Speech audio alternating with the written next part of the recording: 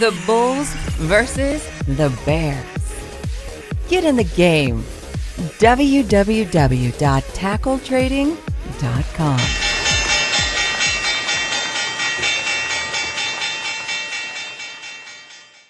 Hello, everybody. This is Coach D with TackleTrading.com, here to give you a quick market update and recap. I wanted to walk you through one of the concepts that I was talking about in this week's stock report.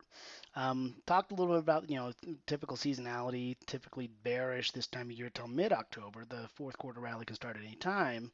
But one of the things I wanted to talk about here were the key support resistance zones, the idea of trading ranges, so looking at swing ranges and using those as a way to estimate potential reversals, and taking that general idea of the potential average yield and understanding probabilities of how big a deviation can be. Now there's a little lesson here for us that we can take and help us learn how to be better directional traders, better swing traders, also just to understand market movements. It'll help you also understand things like hedging and adjustments. So one of the things we look at here is that on Monday when I was doing the report, I was talking about the location of the market having been into the run 1, 2, 3, 4, 5, 4 or 5 days, 6 days, possibly an average cycle for the market somewhere around 5 to 10 is typical. 8 days is typical if you actually go out and break the math down. And it's just also comes down to a certain amount of price. Price really will trump time every time. That was a little redundant, but still works. Price cycles trump time cycles, but it's certainly going to be a little bit of both.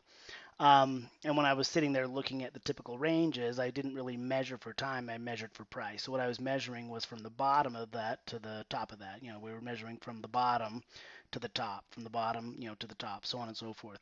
And it established that the SPY was moving 8 points or 12.5 points. If I use that on the index, that's the general concept.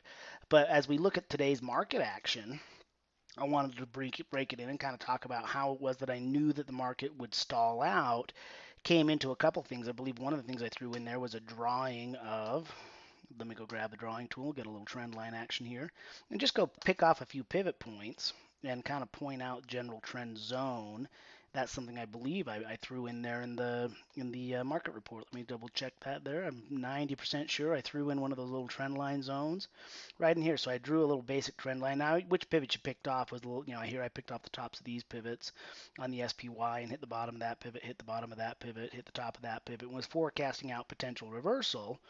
Today I was sitting, looking at trend lines. The problem with trend lines is they're subjective because you're the one who draws them. The key is are you drawing off of really clean pivot points? So, in the previous example, I was hitting the tops, and in that case, it forces me to shave the pivot a little bit. And if I really wanted to get it to feel accurate, I can shave a few pivots and get it in the ballpark, or I can play with the angle of it until it really feels like it's what I want. That's a pretty good accurate angle there, because then I hit the tops of these pivots, bottoms of these pivots, hit that candlestick, hit the top of that shadow, hit that ballpark. So that's the general ballpark idea right there. Now, the idea of the market being range up, one of the things you can do is you can go take a little measurement on that and say, okay, well, from bottom to top, that cycle is 147 points on the index. As typical. So we can kind of look at that from that perspective. You can measure a typical move. That one's around 127 points. We can start to average them out and look at the distance and time of the cycle. That one's about 94 points. So I'm already getting ballparks of somewhere between 100 150 points on average.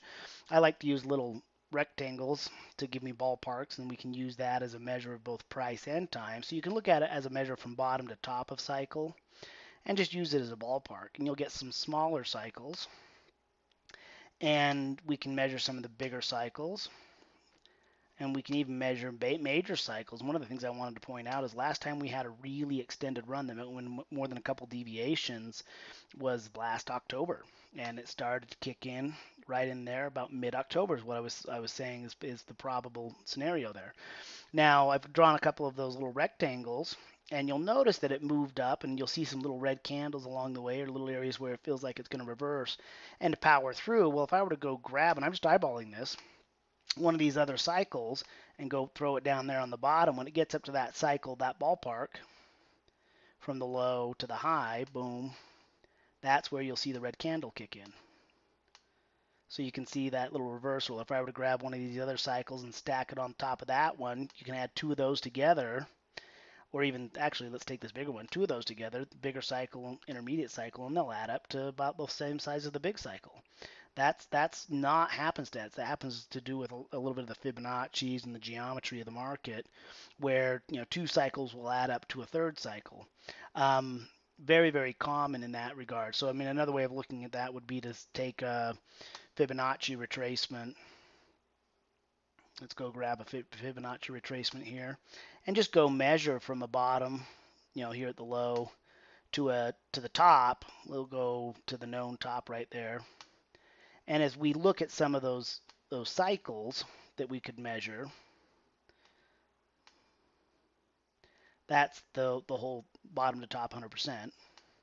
But if I were to take and look at this one from top to bottom is about 50%. So that's a ballpark 50% cycle right there. Here we were looking at a ballpark, if we look at some of the smaller cycles here without overlapping it, there from bottom to top. Funny how that ballparks right into the 23.6% retracement. Or if I were to use a measure over here, a little bit bigger cycle, you'll notice that that'll fit in between some of the retracement zones. Typically, like I can ballpark it. And it looks like we might be a little bit off on that measurement. That one will hit a little bit smaller. That's pretty close to 76.4, but we can probably make those fit if I find the cycle that mirrors that. They're not all perfect, they're all variables, but there we go. Found that one right in there. Will fit relatively nicely in between two fib zones. Boom, boom. So kind of ballparks. Intermediate cycles, so on and so forth. We can sit and do this all day where we measure even the minor cycles, little zigzags like we get in here. And those little zigzags will ballpark, well, even the smallest one in here. Check this out. Bam, you get into that just ballpark. So hand grenades and horseshoes is really what we're talking about in here, is where the different sizes of the moves. So when you're looking at the idea of a potential average yield and you're understanding whether or not something's range up, there's nothing to say it can't go further. And here we are getting into that time, where we could see the market run seasonally.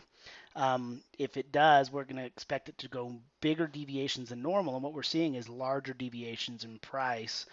Can happen. They're typically driven by some external market conditions, some fear, some greed. Last time we saw an extended move to the upside was this time last year, and then we really didn't see anything bigger than 1 to 2 deviations in price. And so when you're looking at it statistically speaking, and you're saying, okay, well, in the last year, only one time on this chart, two times. Once when it rallied from bottom in October, and then the crash where it dropped, and that went 2 deviations back to back, boom, boom.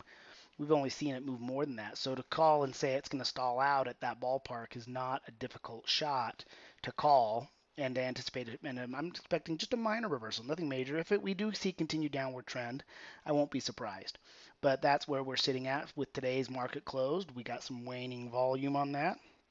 And we could also look across the other indices to get a general idea of how those look. This is Coach D with TackleTrading.com. Hope you enjoyed this segment and learned a little bit about price action and how to use drawing tools to anticipate market movement.